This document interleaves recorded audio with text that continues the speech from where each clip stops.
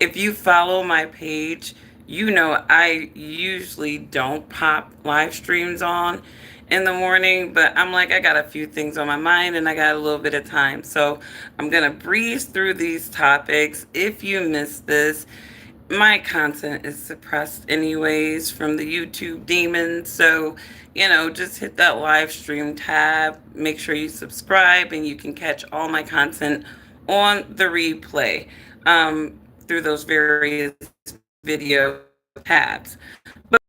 I'm just minding my business, trying my best to stay disengaged from Satan's wicked world.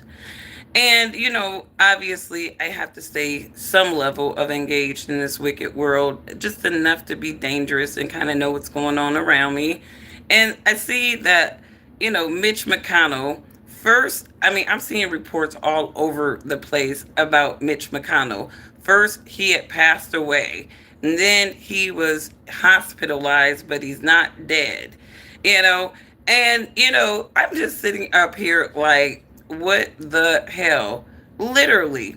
Because Mitch McConnell has, like, for the last couple of years, I would say, has looked like nothing but walking rigor mortis to me. I'm like, every time I see this man, I'm like, what in the rigor mortis? It's like they need to make us believe that this man is still alive. It's almost like they're reanimating some of these very geritol politicians that should have been out of those positions years ago, but our government is so corrupt, and so they're treating people like in the Senate, like they're Supreme Court justices. I mean, people like Mitch McConnell, you can almost say that he's had his position for damn near life, like he's a Supreme Court justice. And again, this government, this nation is far removed from the founding principles and processes and procedures that would have helped us avoid a lot of things that are going on in this nation right now. But, anyways, Mitch McConnell, we don't know if he's living or dead. You got all these people vouching, talking about, hey, yeah, I talked to him for 17 minutes and he was talking about the war in Iran. And it's like, bullshit. Bullshit. Nobody's going to have a fucking heart attack. And the first thing they're thinking about is what the fuck is going on in the United States government. No, I think at some point mortality becomes real for a lot of people. And when you're in a situation like that, you are not thinking about half of that shit that these people are claiming Mitch McConnell is saying to them, because they really want to make us believe that this dude, this fossil, is alive. And it's just befuddling to me. It's befuddling to me.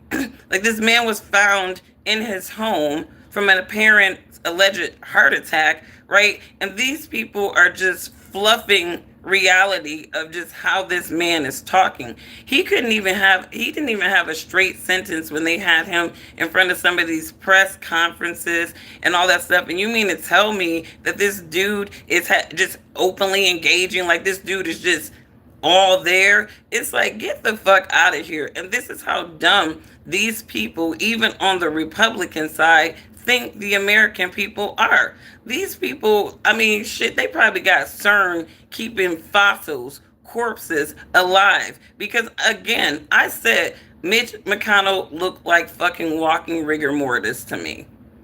He looked like fucking rigor to me. It looks like someone was animating him from a device when he would be talking sometimes. I'm like, ain't no fucking way. Ain't no fucking way y'all gonna have the American people believing that this man is still with us and able to be fit to be in his position. And not only that, they've been sucker bobbing Americans with Mitch McConnell, I feel like, for a strong 10 years at least. All right? Y'all need to wake up and stop playing politics, because these people are sucker bobbing us. Y'all need to be looking at this shit like with a way open eyes between beyond who you hate, what they look like. Man, we are Americans, and this government is supposed to run a certain way, and we got rigor mortis in the Senate, and they're trying to go on a campaign to make us believe this man is still ticking. Good Lord. How are you? I see you, Hassan. Think of his family before you make rude comments. I don't even think his family thinking of him. I don't even think his wife is really his wife. Some of these people got handlers, okay?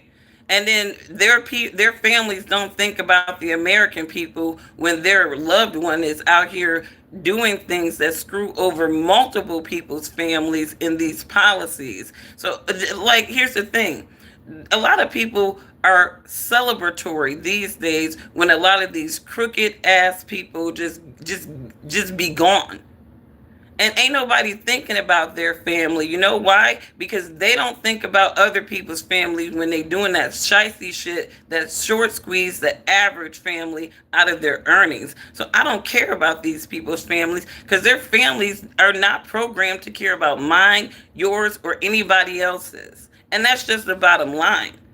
And they'll still talk shit about us regular people while their loved one is creating policies to screw us over. So please, get off with that. Mitch McConnell has done evil fucking shit. He was a warmonger. He was a genocide enabler. I'm not thinking about their parents. He got judgment coming to him. And anybody who was down with the shit that he was down for, they got judgment too. So I'm not thinking about people that God gonna handle, sir. I don't know if you right place. Definitely. I'm not about to think about nobody's family, and they out here creating policies that screw over a lot of people's family, millions of people's family. Y'all need to stop glorifying these politicians so much. They're out here overtly and actively screwing you over. You know, they will tell you what you want to hear, say what you want to hear, right? And then go out and do some weird ass shit that does not serve you behind your back. He's not thinking about your family. Believe that. Believe that. This is why you got all these people bitching about these data centers. Do you think their politicians care? No, they're getting paid off. They don't care about those people's families. They don't care about the pollution to the environment as a result of these data centers, and how it's going to trickle down into natural resources that human beings consume. They don't give a fuck about your family, yet they signing off and enabling that shit. So why should I think about theirs? I mean, let's be real. Like, please don't try to incorporate shit that I should be thinking about that I will never think about. Because if it's not reciprocated, if these people don't give a fuck about regular, everyday people, we don't give a fuck about them. And I think that that's a fair exchange of emotion and sentiment. Thank you. But anyways, Mitch McConnell looks like walking rigor mortis. And stop making the family argument. Let's just talk about just general operations, functionality, and organization. People like Mitch McConnell do not provide a value to the United States at this state in his life for him to be continue occupying space for somebody who may have more cognitive ability to be in that function. Because let's just be like real. I know a lot of seniors over 80 who are sharp as a tack, but that is very rare. They still have cognitive slowness, and this is just natural. And there are certain things that they should not be doing even independently by themselves without some level of supervision. Mitch McConnell has been in that state.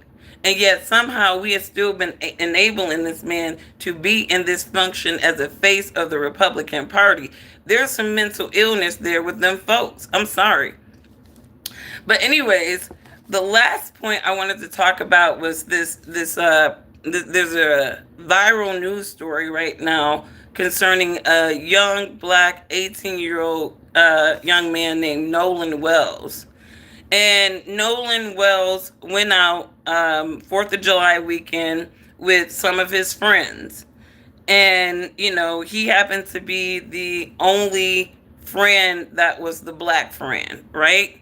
And this particular situation has opened up a lot of conversations, you know, with, you know, black people coming out, warning other black people, you know, and, you know, there's a lot of, to me, riddled into this situation is a lot of hateful rhetoric. And so I like to just put an objective, kind of approach to these conversations sometimes. And I will say this: I have always been more of a like embrace just honest hearted people kind of person. And that doesn't necessarily mean that that person has to be of my race. If you are an honest hearted person, you're not operated with any wickedness in your spirit, you've been all right with me. And so I've had friends who are not black that have made me feel more protected and more, just accepted as myself than people of my own fold. And I think we're all living our own human experiences. And so a lot of times when I see, black kids and they're the dominant black and dominant white spaces or whatever, a lot of times that let me know that their parents have elevated themselves in their career path and they wanted to maybe, change the environment for their kids to kind of give them an opportunity to maybe thrive in other places or at least get accustomed to other spaces with other types of people. But for the most part, there are a lot of black kids that are raised in dominant white society, and some of them never have an issue. I would say sometimes that's on the girl front. But then, I've been hearing stories in lieu of this news stories about black people who are saying, I was that Nolan Wells, right? I was that Nolan Wells. I was the only black kid in this dominant white space. And here are my experiences. And so this one brother was talking about how, when he was growing up, he said there was one other black kid that was in his environment, and that kid ended up moving to Texas. So then that made him the only black kid. And he said that, he used to play with, white kids like normal. Like it wasn't like an issue, but he said he still preferred to see somebody like him, but that was not his choice, obviously. Um, so fast forward, right? He said getting older, he said that there would be some, kids that he had known or whatever like that. He said he learned that there are some white people that will be cool and they'll be cool to the end. You can almost like deem them as like a brother or sister because they're just not programmed like other white people may be programmed. And he said and then there's the ones who are programmed with that inner bigotry and racist. They are the ones that will seek to witch the single black friend in the group.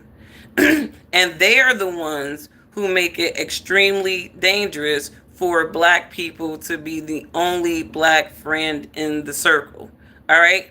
And so this is really, it boils down to character analysis, really. In most of these situations where you're finding black people who are the only black friend in the friend group meet their demise, usually they're around extremely wealthy, privileged white people.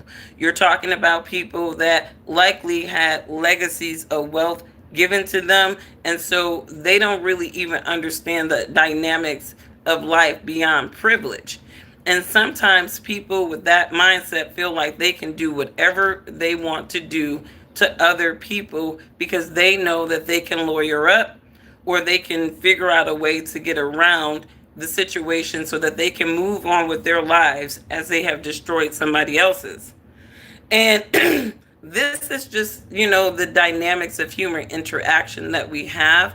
And, for me, I've always tried to live in diverse communities. So I've never wanted to live around all black people, and I damn sure didn't ever want to live around all white people. I live in pretty much like a mixed community. And I like that, and it's, I can see me throughout the block, and I can see other groups of people throughout the block. I can see the whites throughout the block. And we all coexist and mind our own business, take care of our yard, put pride in our community, all the same. And we help each other out sometimes. That's the community I live in. But I like communities like this because it makes me feel comfortable. And it just, to me, it, like when people talk about diversity and inclusion, that is that is desirable to me for my kids to grow up with kids of all races. So when I look at summer photos just so far, and I'm looking at all the kids in the play date, it's like the United Nations. You know what I mean? And I love that for us. But some people may not be that open. But that is just to say that it is unfortunate what happened to Nolan Wells. I think that we really should let the process play out. It seems like the sheriff is already trying to dirt this under the rug because these people do come from positions of high net worth and wealth. But here's what I do know. Even if these people, whatever happened, let's just say that everything that these kids said was the truth, and that Nolan decided that he was going to stay behind for whatever reason or whatever, and then maybe he felt like he could make it back, or whatever the situation is, whatever the situation where he's separated from his friends, there was alleged argument going on there. And then he decided, according to them, to stay. Now, that was kind of a red flag to me because I know my people. I know black people, right? If we came there on your damn boat, we are not, we have to have a solid plan B still at the damn island before we will tell you to go on without us. That is not a black people thing, all right? That for me, that was like a red flag in the story because I'm like, black people don't do that. Black people don't program our kids to do that, right? If you came with these people on that damn boat, you're going to leave with these people on that damn boat. All right? So that was a little sus in the story for me because I don't know any black person raised by black people that would sit there and say, I'm going to stay behind if I did not have a solid plan B to get home safely. And I damn sure would not be separated from my phone. So that was a very suspect thing for me. And apparently the argument was about his phone. And the only thing I can say is that Nolan could have been really cool with at least one or two of those boys. They could have grew up together, been real 100s, right? But one of those boys could have been operating on jealousy, some dumbass shit, and maybe peer pressure got the best of people were, in the name of jokes, right? Some of these people will be pressuring kids into doing dumbass shit. And, they won't, they won't put their own life in danger, but they will pressure you into putting yours. And this is what I teach my kids too. We just did a peer pressure lesson in lieu of this situation. But we weren't there. But all I can say is, I don't think that, black people should, isolate themselves from people in their community in terms of integrating with people in their community. But you got to be cautious, right? I don't just drop my kids off to people. I don't just let my kids go with people. You know what I mean? If my kids are invited to something, I am staying there. I'm going to be there as a parent, hanging around. And when the party's over, I will be taking my kid. I don't drop my kids off at people's houses. And I don't let people pick my kids up. And, and even sometimes, with my daughter, she's 21 years old. I have to put her on game. Be careful of these jealous females. Be careful of the fake friends. You got to start peeping the behaviors of the people that are around you because some people may smile in your face. What's that song? Who sings the song? Smiling in your face all the time. They want to take your backstabbers. I got to figure out who sings that. But there's a song called Backstabbers, I think is the name of the song. And he said, a smile is just a frown turned upside down. There are a lot of people who will play like they're your friends, play in your face all the time. They hate your energy. They hate your capabilities. They hate what you stand for. They hate your conviction, but they'll never tell that to you to your face, right? And I have to warn my kids about their friend group. And peeping behaviors of people, emotionally unreasonable people. You gotta cut them off. They are no good to you. They are liabilities to your soul. So, and this, kind of helps her to weed out. Should I be going on a vacation with somebody that hasn't really set right with my soul? Some of these young girls, they go on vacation, they just want to be a part of a group of bitches, right? But it's about three of those bitches that don't sit right with their souls, and they are okay with making sure that she's in a humiliating situation or a situation that puts a danger on her. I mean, you're hearing about this shit all the time. These young ladies are being betrayed by their own friends in the most horrific way. So, you know, some people, you got to be careful who you vacation with. You got to be careful who you seclude yourself with. If there's somebody in the element or the vibe, sometimes it's best to go with your intuition and just be like, you know what? I'm going to catch the next one. I'm going to come next time. You guys go have fun, right? Because this motherfucker don't sit right with my soul. And if there's drinking involved and this person is feeling some kind of way about my energy, I'm pretty sure that alcohol is going to inspire them to be ignorant. And I don't want to deal with stuff like that. I really don't. So I really am selective in the people that I have company with. If I catch a weird vibe, it's like, okay, let me look at the pattern of this vibe in this environment. If it's reoccurring, I'm getting the fuck out of there. If the vibe doesn't work for me. You know what I mean? And you have to kind of be conscious like that when you're dealing with people, when you're traveling with people, making sure that, the people that say that they're your friends aren't operating with silent jealousy, and as opposed to them rooting for you, right? They're really hoping that you fail. Or they're okay with you being in an unprotected situation without intervention. So let me know what you guys think about the Nolan Wells situation. You made a whole cussing story. Sorry that cussing bothers you.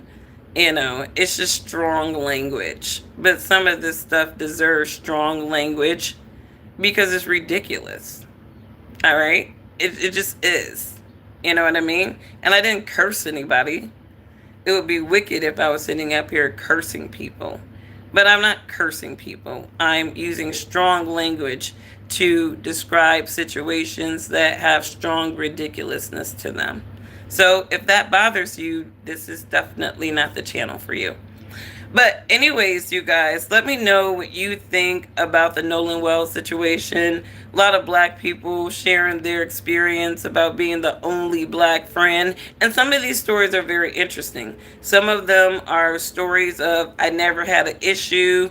We're still sisters. We're still friends to today. This is still my best friend to today. And then other people are saying horror stories about how they were put in a situation where they were isolated with white friends, and these white friends did not protect them. They put them in situations, and even in certain instances peer pressured them, that made them feel uncomfortable. And I think those are the scenarios you have to watch out for. You know what I mean? You have to watch out for the white friends, and any friend really. But when you're that only black person, you have to watch out for the person that would have the tendency to witch you.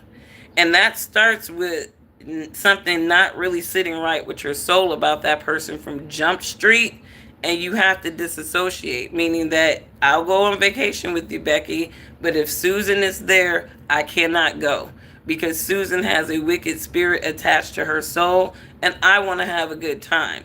And I'm not going to have a good time if Susan is there, because she operates like she hates my energy or my soul, and so I don't want to be around that spirit. You got to be selective in these demons called humans, too, that you subject your soul to, because a lot of human beings on this earth have wicked spirits attached to their soul. So let me know what you guys think. And let me know if you guys think that Mitch McConnell is alive, and ticking and fit to be in his position in the Senate. All right? Let me know if you look at people like Mitch McConnell as being somewhat like Supreme Court justices, where this dude is having a lifetime term.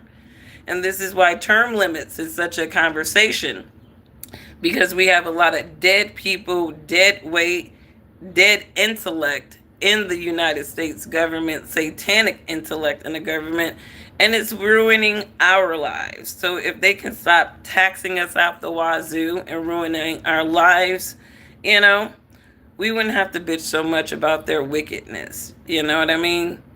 But anyways, love your neighbor as yourself. If you would not disrespect or abuse yourself, do not disrespect or abuse your neighbor. Bye.